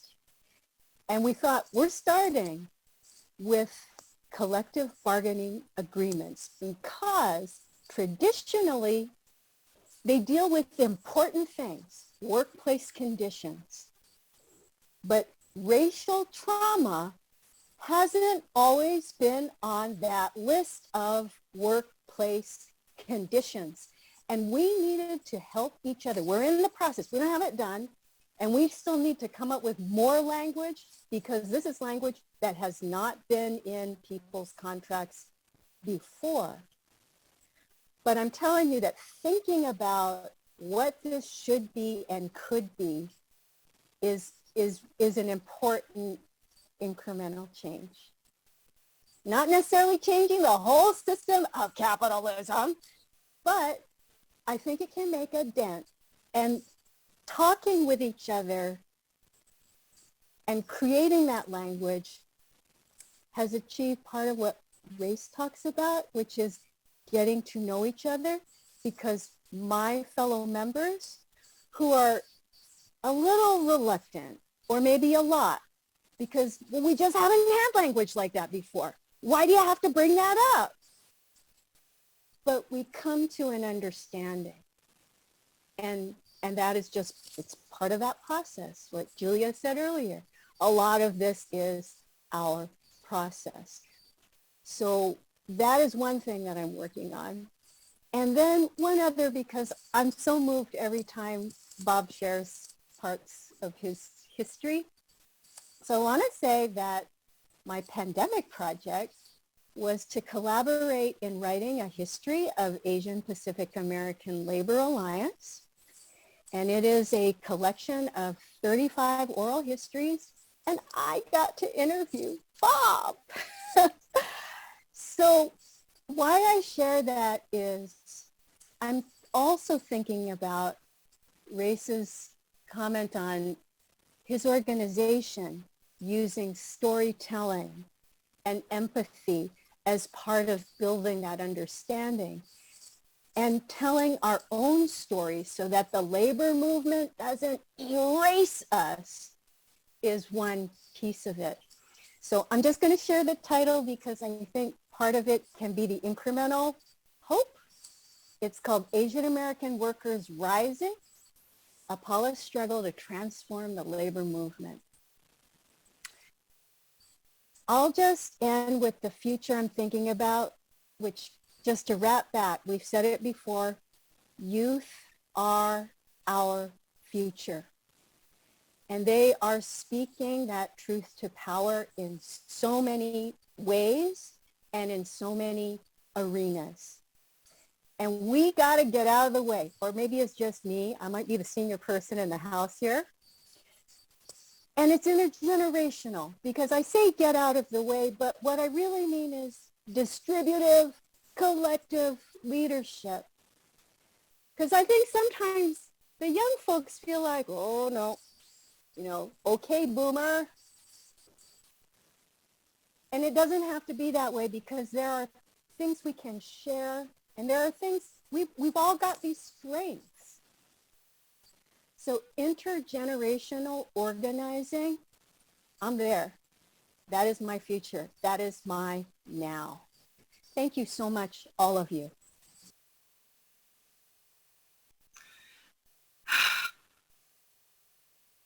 I know it's a good circle when I cry. I know that I've done some good when I am able to feel something, feeling something. I know we've done a lot of work tonight. Good work. Good work. Again, we all had the privilege of hearing everybody else, and I know, again, I'm not the only one who heard themes in what was just said. One thing that really struck me this last time around was that we can be a whole universe within one body that affects of taking the time to invite story, to invite narrative, to understand the complexity and wholeness of just one other person is a success. Like, you all just blew my mind. How easy is that for us to accomplish this level of success?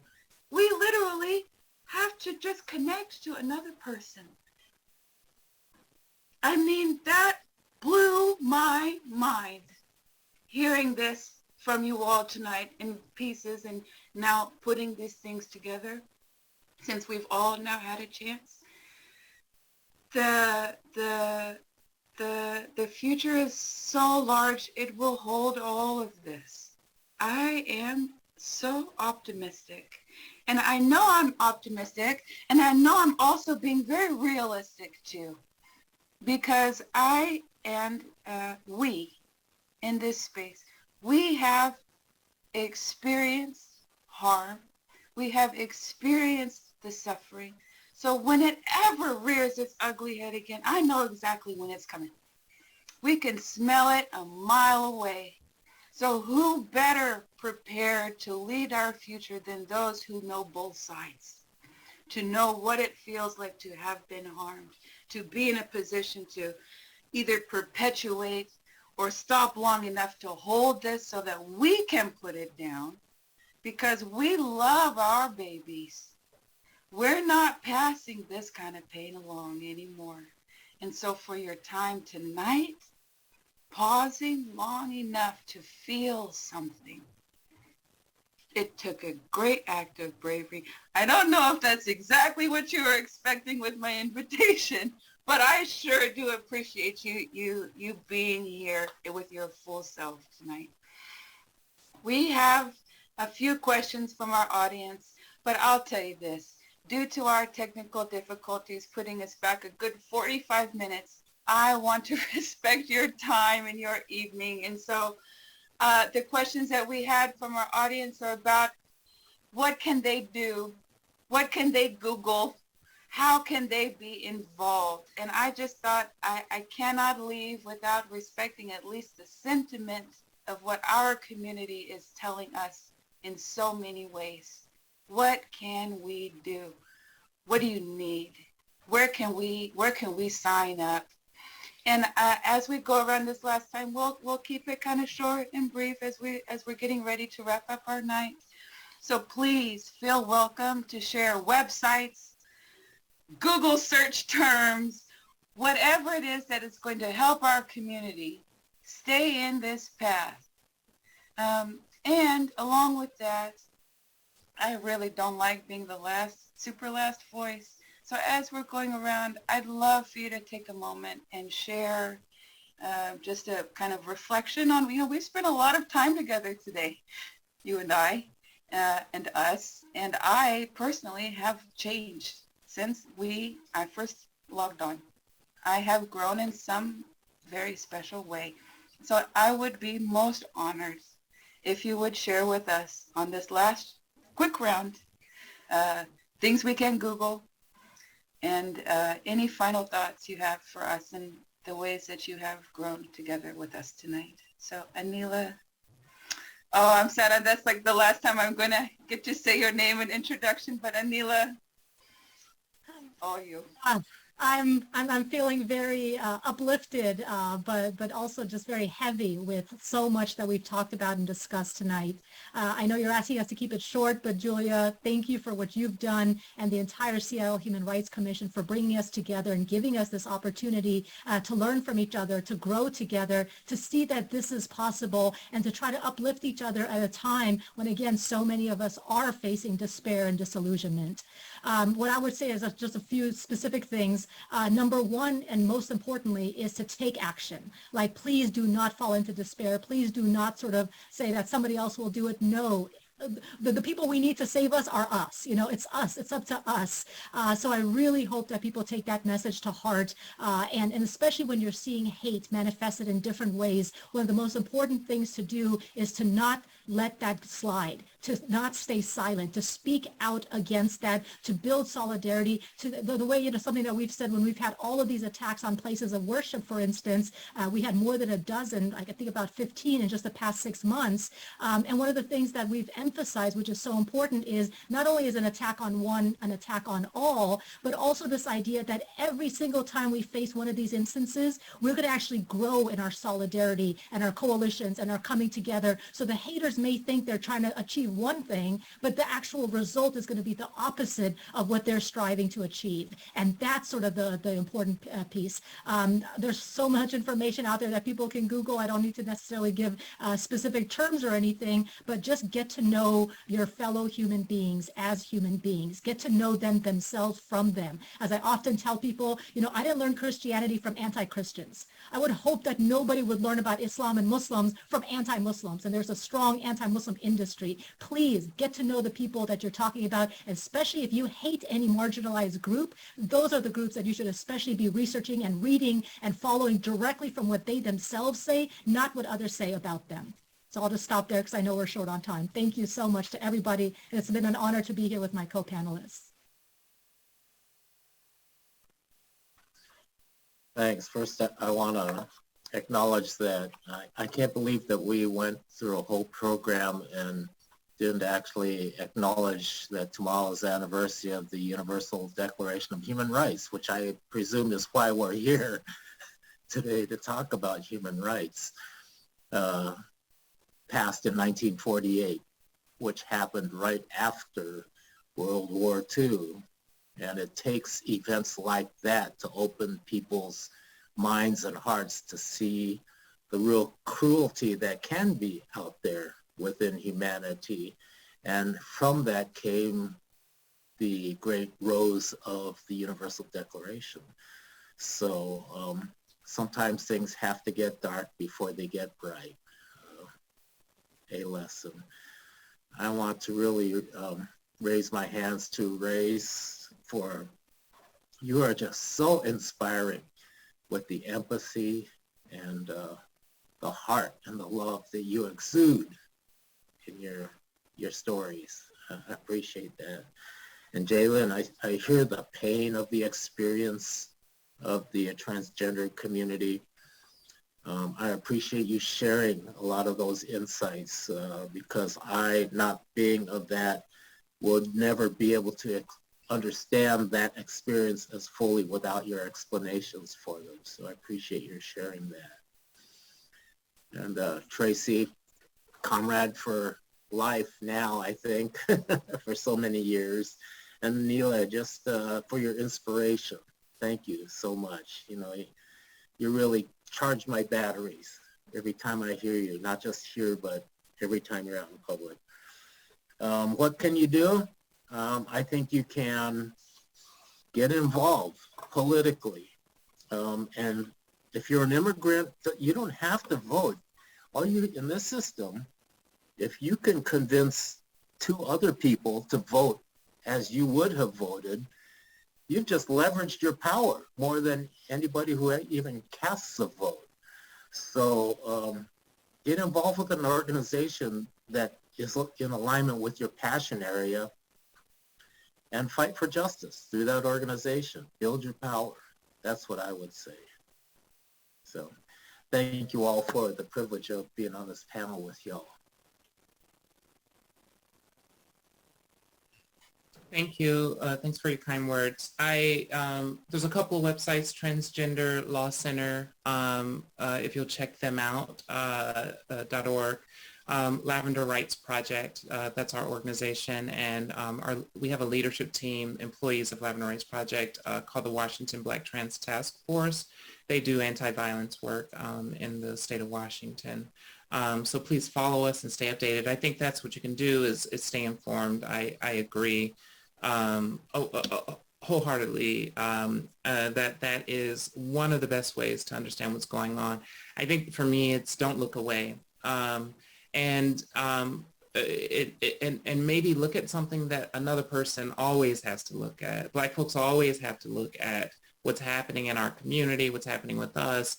We always have to be aware of this, and we can't afford to look away. So why don't you take turns and look for a moment? And so I think that might be great. And secondarily, we're not our trauma, and we are not our statistics. And when we speak of the pain in the transgender community, and particularly violence in our community, we're not talking about the transgender community. We're talking about violence, period.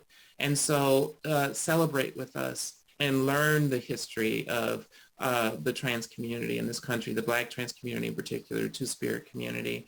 Learn the history, learn how we celebrate life with us. Because Black folks, what we do know how to do is we can hold both really well. We can hold that suffering and we can celebrate at the same damn time. And so, join us in learning about us and celebrating life with us, but keep looking. And I think that's what we need. Well, Jalen, very eloquently said, and thank you for sharing those websites as well. One thing I learned from this panel discussion today that, stories humanize people. We actually got a chance to share our stories and our work as well. And the stories have the power to humanize people, and also it can heal, reconcile, and bring people together. And if you don't share your story, somebody may do that and you may not like it.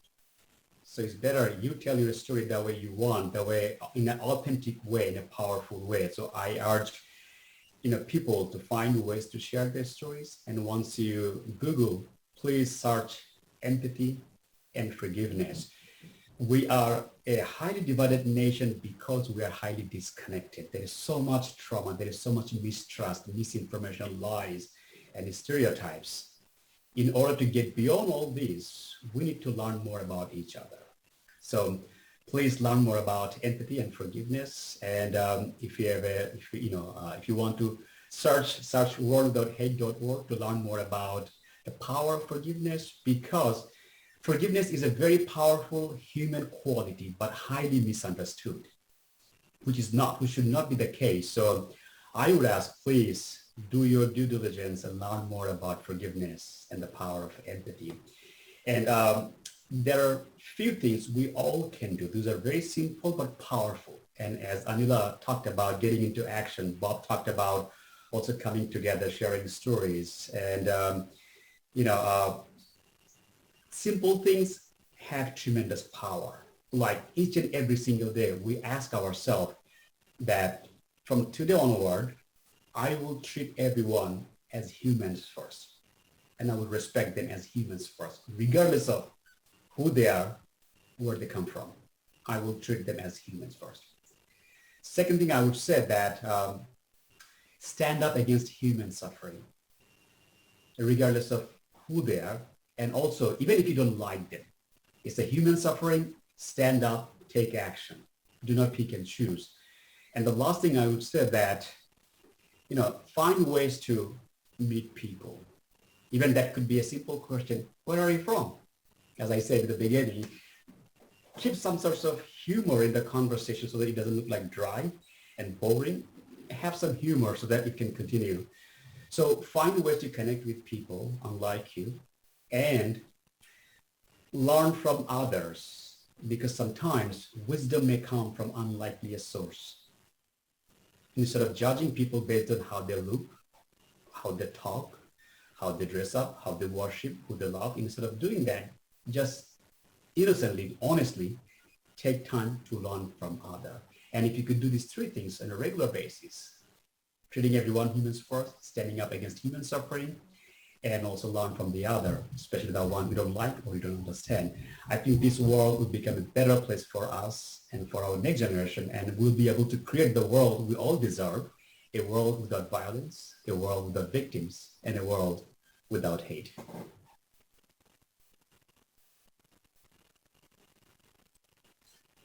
So beautifully said, all of my co-panelists. I'm thinking about going back to our title, Overcoming Hate and Reflections on Healing. It's 20 years after. And I think that the fact that that the commission has brought us together in this conversation itself is remarkable, and it's powerful. And while I might not be feeling completely healed, I am feeling a lot different. I am feeling so moved by my co-panelists. If I can bring together a little bit of what my co-panelists have said, I'm thinking of how we want to seek authentic connections. And I'm inserting that word authentic, which sounds like somebody's judging it, but I mean really, not to just check that box. I hate it when people check that box. Oh, I have an Asian American friend. I can't be anti-Asian. And I'm not going to be in that box, right? We refuse to be in those boxes. So to be authentic means to really be fully present and to be curious, to be curious and to reflect upon the things that we don't know, and we all don't know so many things. And part of it's because we're not asking those questions. So engage in that authenticity, and you will be rewarded so many times over. My only other plea, and it is a plea, is also think about engaging in the way of organizing with other people. I know it's like maybe even a buzzword, but movements are intentionally and consciously organized. I don't believe in the spontaneity. There is spontaneity at various times, and I've been out on the streets all alongside that spontaneity. And I know that when we want to change something specific, it takes organized, intentional, thoughtful effort. And there is room for everybody to be in that. It's not, so be present, embrace the authentic connection, and take that responsibility. Each of us taking and embracing that responsibility to make it happen.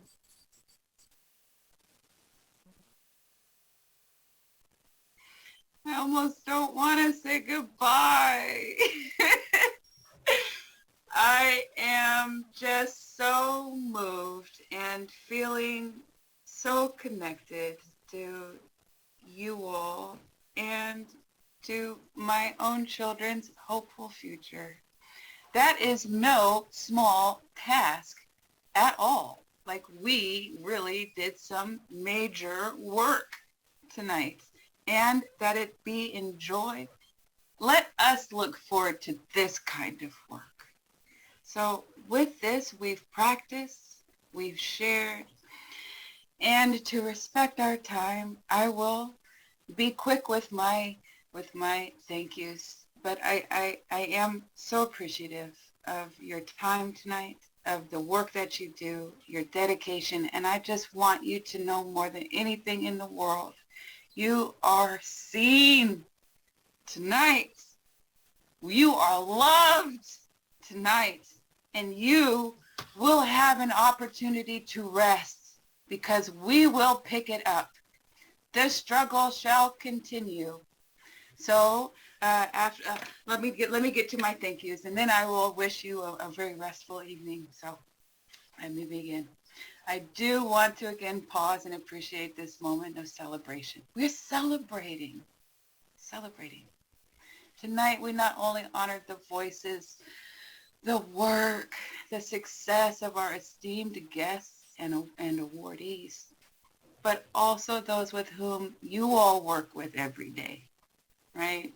And even more so, we're celebrating all of those people whom you are representing.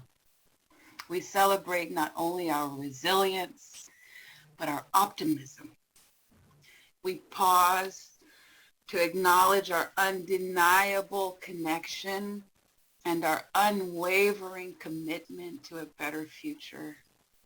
And so I praise those who made this event possible, beginning with our planning team, Robel Mulgeta, Gunita Chadha, Rachel Kramer, Amanda Richer, Alex Tang, Tyrone Grandison, Jessica Carsobuyan. Oh yes, we did that thing.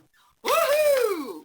To the folks at the Seattle Office of Civil Rights who are actively redefining what city and community can look like as one word. I give our thanks to Janet Stafford, to Meredith Stone, and of course our most beloved, Marta Dowu. Marta, our hearts are with you. And to our sponsors, they're multiple on some slide that got chopped off in our technical work, but they are appreciated. And most importantly, thank you to all of those who attended tonight, who are watching this recorded live stream, to Kasi, Jahanara, and to Anita, who provided the questions for tonight. The one question that was not asked explicitly because I felt like it was answered was, what is the origin of hate? What a thoughtful question from our audience.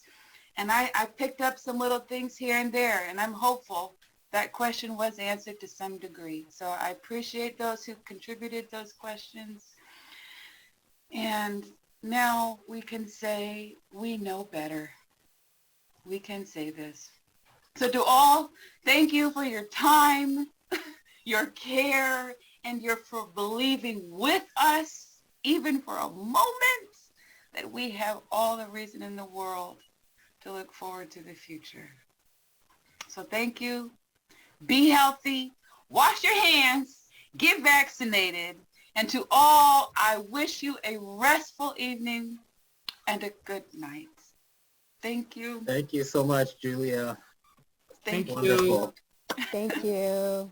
Thank you so much. Bye-bye. Thank you very much. Appreciate it. Bye. Bye.